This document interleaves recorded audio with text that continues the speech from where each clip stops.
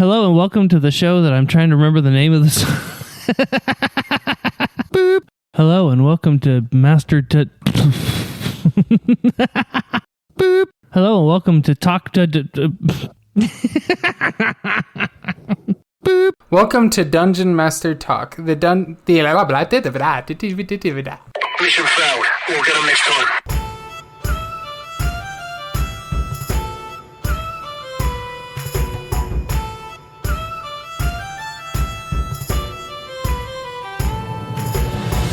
Hello and welcome to this week's episode of Dungeon Master Talk, a podcast by Dungeon Masters for Dungeon Masters. I am Dungeon Master Shay, and I am running solo this week, guys.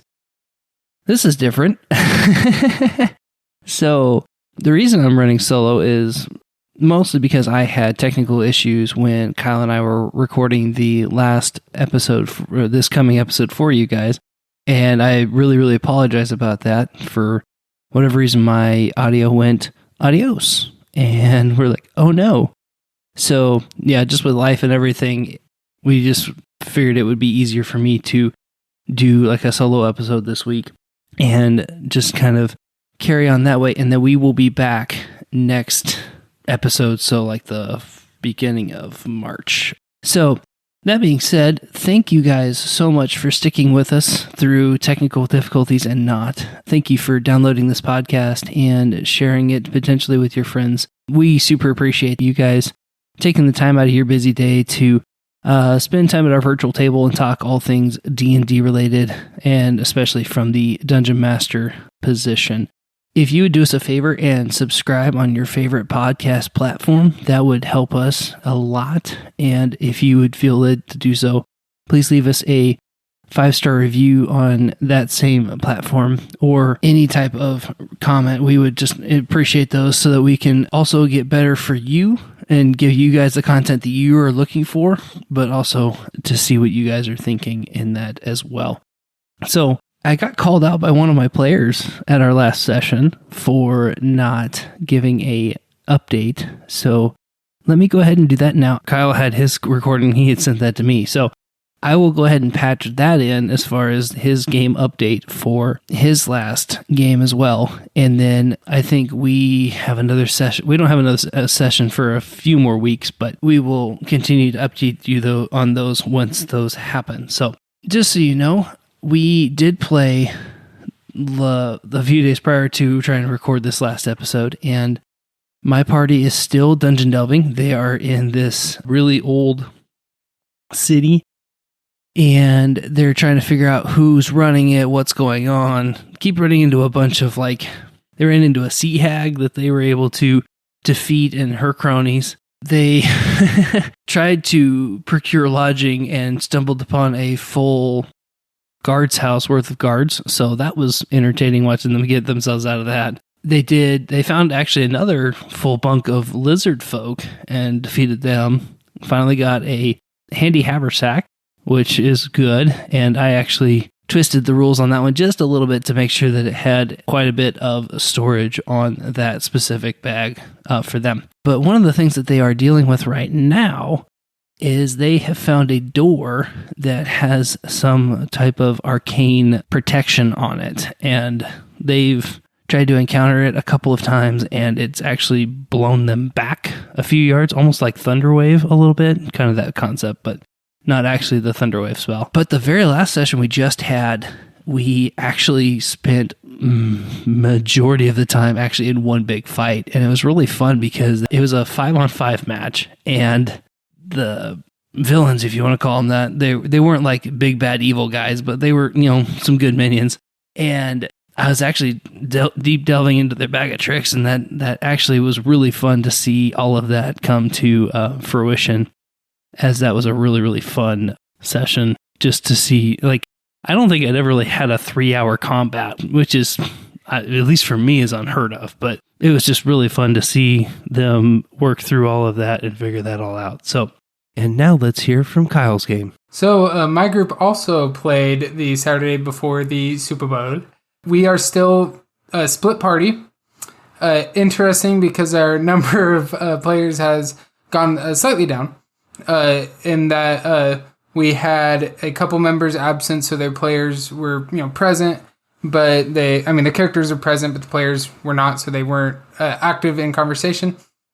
So our warrior and wizard that are under the mountain, for those who remember from my last update, they traveled to the library to do some research on the gem of power that they're searching for, the group that's meant to protect it, and also just some general information of the city because they kind of happened on it faster and easier than they thought.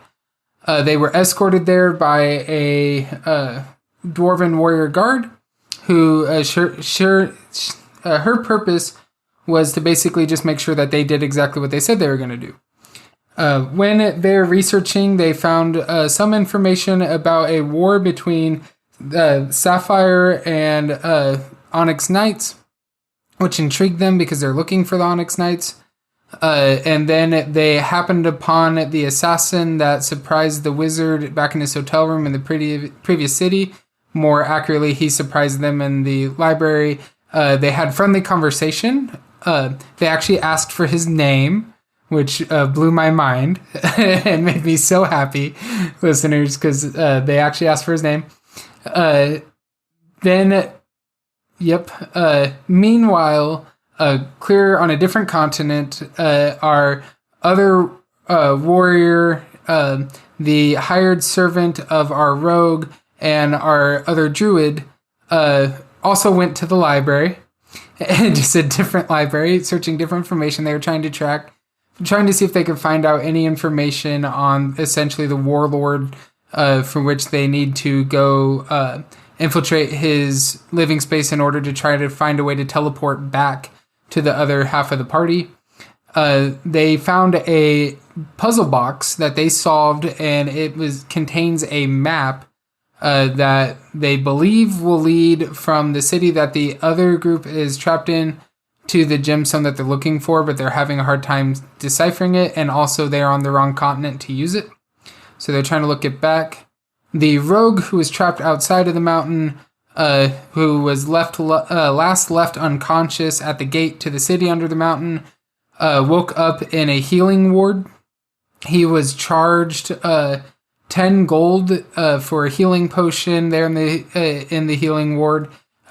So he has elected to seek vengeance on those who charged him for his healing later, for diplomacy, as he would say. And he was essentially, and he was then almost placed under arrest, but he luckily said the name of the wizard that was there that they knew as a delegate. So he was reunited with the party, not the full party, but the majority of the party in the city under the mountain in the library. And just when they started enough infighting and vocalizing loud enough their problems that others in the library could hear, a wizard approached them stating that he could solve their teleportation problem.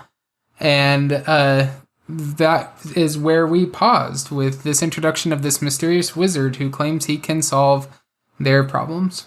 Alrighty. So this week, this is going to be a little bit shorter episode probably. So Kyle and I have been talking about what to do in a situation like this where, either we have a technical difficulty or we have a scheduling issue, what the deal was. So one of the things that we had talked about was having me do a reading of my backstory for his game for my druid. And I was like, okay, that could be kind of fun, just to kind of drive home the importance of a backstory. And I know we did a whole episode on that, and I encourage you to go back and listen to that if you haven't heard it already. But I think it's one of those things where I should probably put a caveat in there. Some of you might know this, some of you might not, that I wrote this story and it's about 10 pages long. I'm not saying that to pat myself on the back or say, wow, that's amazing. I did that because I was sitting there thinking about my character, and I started writing some more and looked up, and it was about that long later.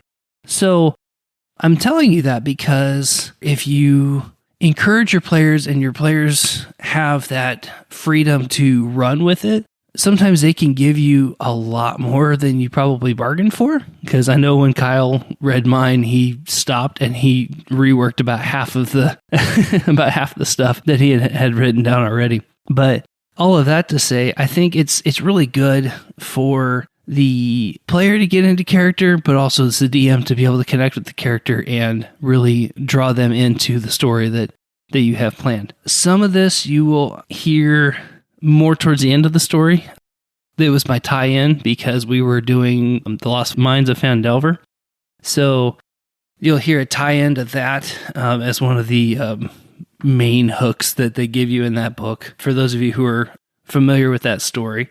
But otherwise, this story takes place in a land called the Farewells. It is if you're familiar with D&D lore, you'll know the Sword Coast, which is pretty common on pretty much most 5th edition campaigns. This island is actually about, I think, 2 weeks boat ride to the west of the Sword Coast. And it's its own place called the Farewells. So that said, I will give you a caveat that my character typically, his voice level is about 2 octaves lower than what my normal voice is. And I feel my voice starting to give out, so I'm not going to drop that octave as much as I would really love to, but I just hope that you'll bear with me and envision that in your head when he is talking. So, that being said, let me go ahead and read you this story, and I might post this in the show notes just for like visual reference. I'm not sure yet, but we'll see. My character is a multi-class. He is mainly druid, but he has a barbarian streak running through him. And the title of this story is called The Beast Within. Dakar Bedrock awoke with the warmth of the morning sun cresting over the eastern horizon. Keeping his eyes closed, he began communing with the nature atop the tallest tree in the Neverwinter woods. The neon green freckles on his genasi body began to glow as the sun's rays danced across his rock-chiseled and slate-colored skin, and his jet-black hair that just ran past his shoulders began to blow in the breeze. A smile formed across his face as he continued, and let his thoughts wander into the caverns of his mind. Dakar was born to Face, a human druid, and Sapphira, a genasi warrior. Sapphira was not in the picture per genasi customs. Genasi left their young with their partners, never to be seen again. The odds of 2 genasi meeting each other are slim to none, as they are rare to begin with. Legends do speak of a hidden land of where the first genasi originated from, but has faded to more of a legendary fairy tale than reality with every passing year. Face educated Dakar in everything he knew. They spent every waking moment working on some facet of druidic lifestyle. Whether it was land working and animal tracking, how to broker peace talks between people groups, and learning the traditional druidic fighting methods. He also demonstrated for Dakar how to craft his own herbalism kit from all forms of plants and soils, and some animals as well to make sturdy armor out of old oak roots and spider webbing.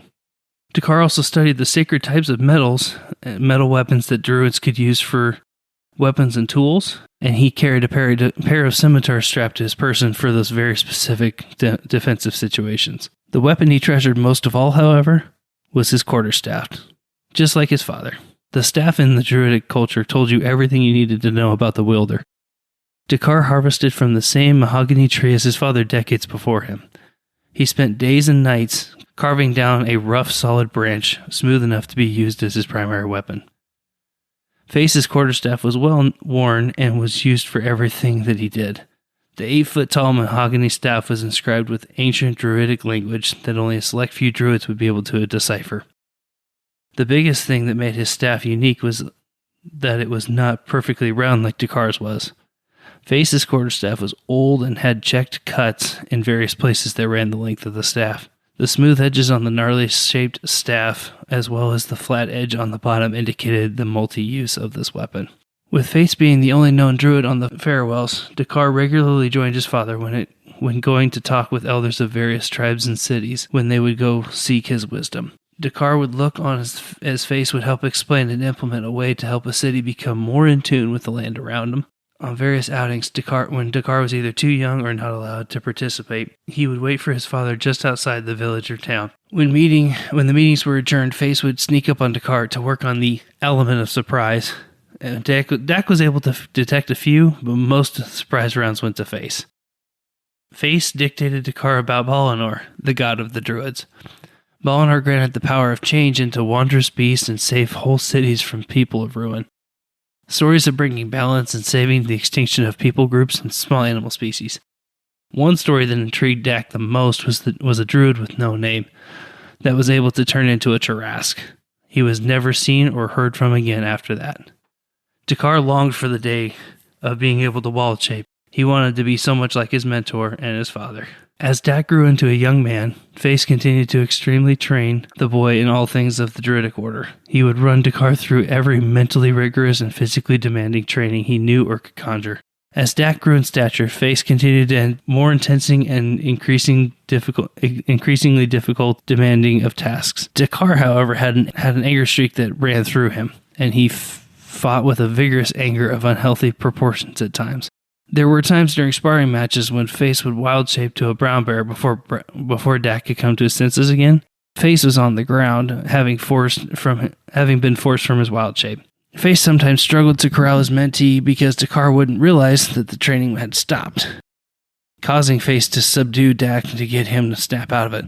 "My son," Face panted, exasperated from the hard workout. "There is much great anger in you, and one that, if not controlled properly, will lead you to your demise. Balinor can help you channel this energy, but you must also do your part to not let it get out of control. I fight with the same way and have harnessed my anger through my magic and my transformations. But always remember, with great power comes great responsibility. There will be a time when you will unleash that inner strength. Trust your instincts, not your feelings." Dakar nodded and heeded his father's words as they ended their training for that day. The land of Farewell had been decimated by a group known as the Red Brands. The Red Brands were causing mayhem around the Farewells, but no one had been able to catch them in the act. It was a bunch of well-organized thugs that would essentially make friends only to rob you while shaking your hand. The Red Brands were notorious for moving in, acquiring any and everything of value, and disappearing before anyone was the wiser. Moreover, various goods and people had gone missing when the goods were going to be delivered back to their home villages from the southwestern harbor. One day, in the small town of Leftassi, in the southern central region of the Farewells, Face and Dakar were summoned to consult the elders of some recent land vandalism and shortage of crops. The leader of the city, a medium and fair-skinned human named Zinrus, plus a tall and stocky young man named Aaron, met the duo as they approached the town square. Zinrus pulled Face aside, whispered something in his ear. After a few seconds with a brief chat, Zinrus then proceeded to walk inside. Face turned to Dakar outside the entrance. "They have requested me to have a private audience with them at this time. Why don't you relax a bit? I'll come find you when we are done." Aaron and Dakar stood there when the two older men had left them, and they stared. "I don't know who you think you are," snarked Aaron, eyeing Dakar with an icy once-over. "But you are not welcomed here. You are unnatural to this world. And you are unnatural to this world. You are not welcomed here, and you are unnatural to this world." Dakar smirked at this comment. "I am from the earth, just as you," he said, his voice 2 octaves lower than most. "But your people call for our help." "Correction," retorted Aaron flatly. "We called Face, not his sidekick Golem. You do not belong here." "I am here to help," Dakar said. "I am not your enemy," trying to suppress the rage and anger that began to swell up. "You're making a huge mistake burning bridges you have not even attempted to build yet." Keeping his locked gaze, Dakar backed up away slowly to a safe distance and proceeded to head to the designated spot by Face. Still in his thoughts, Dak's smiling face instantly faded as he remembered lying in a field just outside the village moments later. As he lay contemplating the interaction he had with Aaron, a brown bear pounced on top of him. Dak sparred back with his bare hands until the appropriate time when Face would call a truce. But this was different. The brown bear would not let up. Dak started to get overrun by the bear. The bear then grappled Dak and pounced him to the ground as best it could. Suddenly, Dak sprang to his feet and let out a deep, bellowing roar, one he had never even heard before. Dak continued to fight the bear until he snapped the neck of the beast. Sheer adrenaline and rage flooded through Dak's body as he continued to fist smash the face of the bear, yelling and screaming, only seeing red. This is a new sensation he'd never felt before, but he gave in to the red, continuing to swing as hard as he could. When he could swing no more, Dak stared at his shaking hands, only to be overshadowed with instant remorse as he saw who lay at his feet. The marred body as though it had been mauled by a bear itself, claw marks everywhere.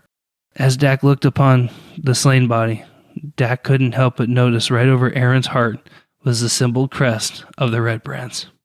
Upon hearing the commotion, the whole city came running to see what had happened. The whole city gasped upon arrival as they saw Aaron, son of Zenris, lifelessly looking up at Dak, the horror-stricken look of the face looking up at him.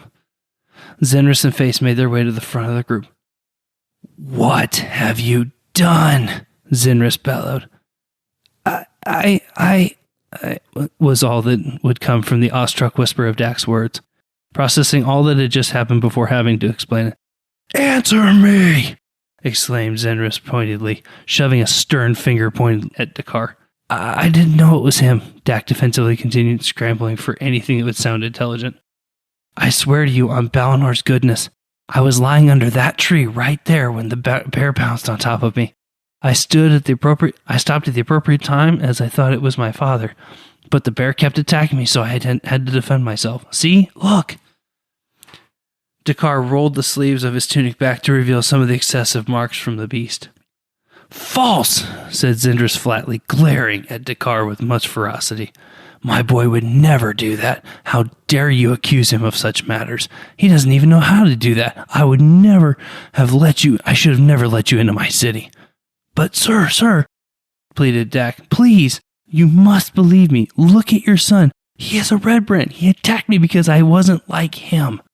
Zenris got right into Dakar's face upon hearing those words, and then whispered in his ear in only a voice that Dak could hear. "You're awful quick to make assumptions about things you have nothing to do with, outsider." Face immediately squeezed in between the two, seeing the tension rising once more. "Is there a problem, Zenris?" "Well, you will not lay a hand on this boy. He was merely defending himself." Zenris then turned and gave an icy, cold, daring look to Face.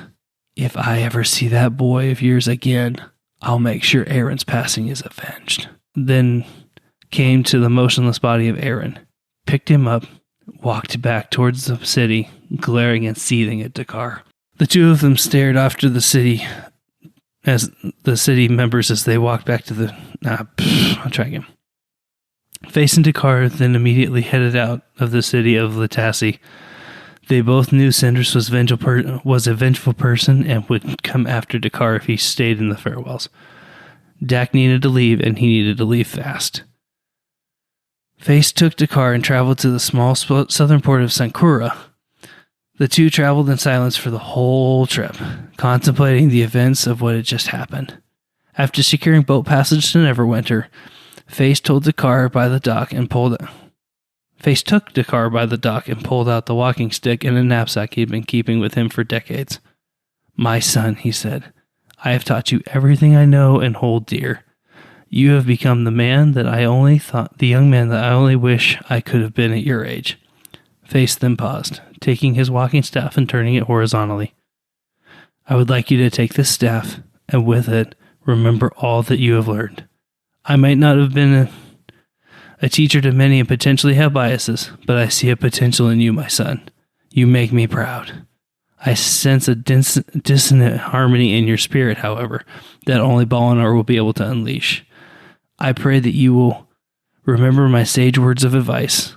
Take them to heart. They will lead you down the right path. Now go. Take this staff and go. My good friend Gundren Rockseer has reached out to me informing that he needs good men to help him carry out a task in the Neverwinter area on the Sword Coast. Get there as soon as you can. Please make haste. We don't want to make him wait any longer." "But father," Dak petitioned, trying to keep the staff in his father's hands, "what will you do? Where will you go so that I can find you when I get back?" "I know you will need the staff more than I. I will continue to work on my..." "Oh!" Face smiled, stopping him in his tracks. "I will be fine. I will go and commune with Balinor and visit the Druidic Circle and to regain a sense of how to proceed. But more importantly, if you think our magic is tied to our weapons, you are mistaken. He then took 2 pointed fingers and tapped Tack on the chest. It's here.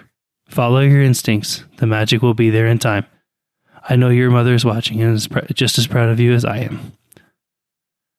Dak then opened his neon green-colored eyes as the sun had risen above him, casting shadows behind his Indian-style leg-crossed body, sitting on the plateau of tree branches. Dak then finished his morning focusing